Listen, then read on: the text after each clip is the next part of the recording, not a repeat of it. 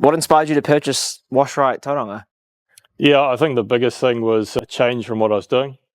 It was 20 years of laying floors, so I was getting to the point where to make a change, and this came up, and it fitted me really well. I mean, obviously, laying floors is a service industry, and this is the same, so the business model is pretty similar.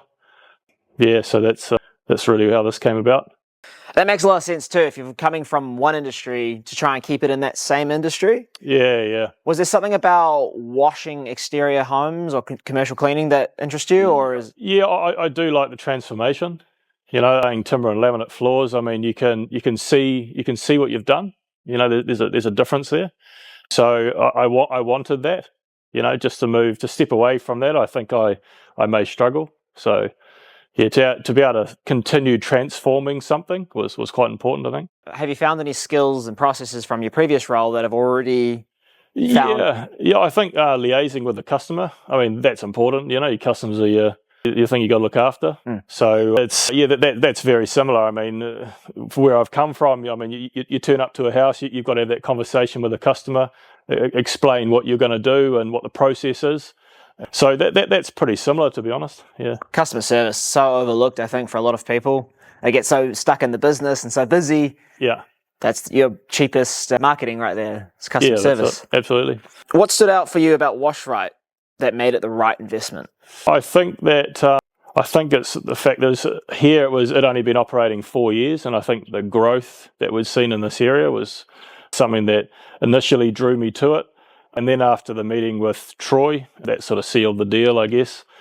He's obviously, he's pretty, as you say, he's pretty open and honest, and I like that idea. You got to be able to have conversations with, the franchisor, so he seems absolutely relatable and someone you can sort of ask any questions. So I think that was the package for me, really. Somewhere you can continue to grow and someone you can communicate with. What potential do you see here for growth? Yeah, I think the commercial sector is, as Mike was saying, it's definitely somewhere that it could grow. I mean, Wash Rite down in this environment's hugely important. I live only a couple of streets back from the beach, and we just get absolutely blasted with salt. So any of the homes around here close to that coastal environment, I mean, that they need it. So I think that'll residential will continue to grow, but it's as long as we continue to offer that quality service. Wash Rite definitely is a huge opportunity to grow here, but I think commercial initially is probably where we're going to try and drive it. Sure. What happens to a house if you don't wash it and it gets blasted with salt? Yeah, so it obviously deteriorates everything. I mean, you've only got to look at the inside of my property. I mean, most of my window handles are all corroded, and so it's the same with the joinery. I mean, our joinery is oxidised, our paint, we've got a weatherboard home and that's oxidised. So that regular maintenance is huge, yeah. Do you have any advice for someone who's considering buying a Wash Rite franchise? It's not specifically for Wash Rite, but I guess it's about any business. Just do your due diligence, ask the right questions. Have a meeting with Troy. He's again, I mean, as we touched on before, he's open and honest, and you can ask him anything, and I think that helps the process. Tell me a little bit more about yourself. When you're not running your business, what could I find you doing? Yeah, I got 4 kids, so we're pretty busy with kids' sport. We spend a lot of time watching their sport. The kids are a little bit older now, so they are tending to get into the sports that I like, which is awesome. So we do a bit of mountain biking, surfing, fishing. I mean, this is a great place for that. The outdoors is awesome, so everything's at your doorstep pretty much. What core values guide your work? I think being honest to the customer, providing the best service we can. And I think it's purely based around that. It's providing them the best service we can at a good value. It's hugely important. I mean, this is not a huge town, so without those repeat customers, I think you're going to be pretty limited. So keeping them happy is totally important. So I think as long as you're doing that quality job and assuring to them if it's not right, then we'll come back and make sure it is right. How do you approach building relationships with clients in your community? So outside of when you meet them here, do you engage in B&I groups or? At the moment I don't, but it's something I will do. Again, being quite a small town, the area I live in, you see the same faces all the time. So you do naturally build relationships with people. I mean, in our area, I live pretty close to a primary school, so people are going to see the trucks. So I guess that's going to lead on to conversations when I do bump into them more. So, yeah, I mean, in a town like this, building relationships is huge, eh? How long have you lived here? 7 years. Cool. Yeah. Where were you before? Yeah, Auckland.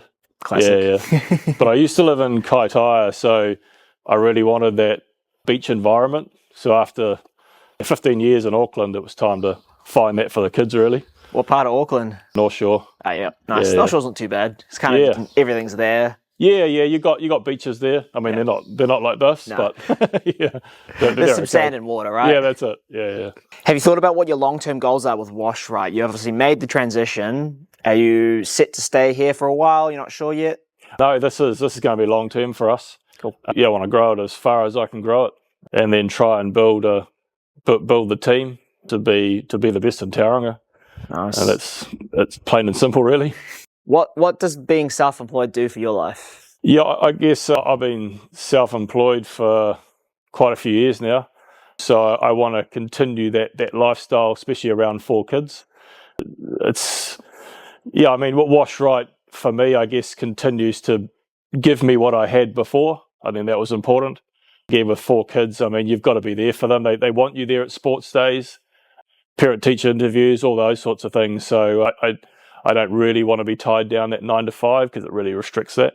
So I think Wash Rite for me continues the lifestyle that I enjoy. Nice. Yeah. What was going on for you at the time when you were an employee? You see, you've been self-employed for some time now. Yeah, 20 odd years. What was some thoughts or things that were going on for you that made you think, I want to start a business? Yeah, I guess it was probably a natural progression. Okay.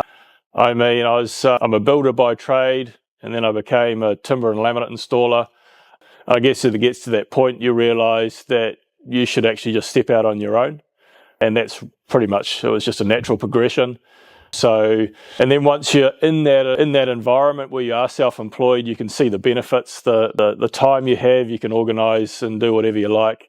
So again, that's something I want to continue. Is it fair to say you didn't really know, obviously, the benefits until you became self-employed, and then it was almost like, oh, this is way better?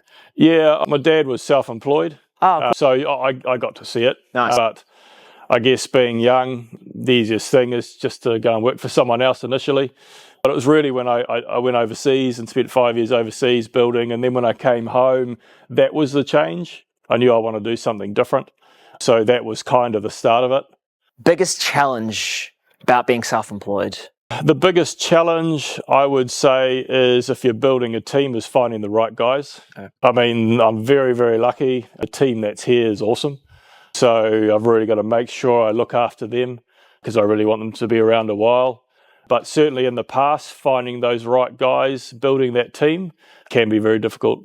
And I've had up to 8 employees or contractors and full-time employees, and it's very hard to get the mix right.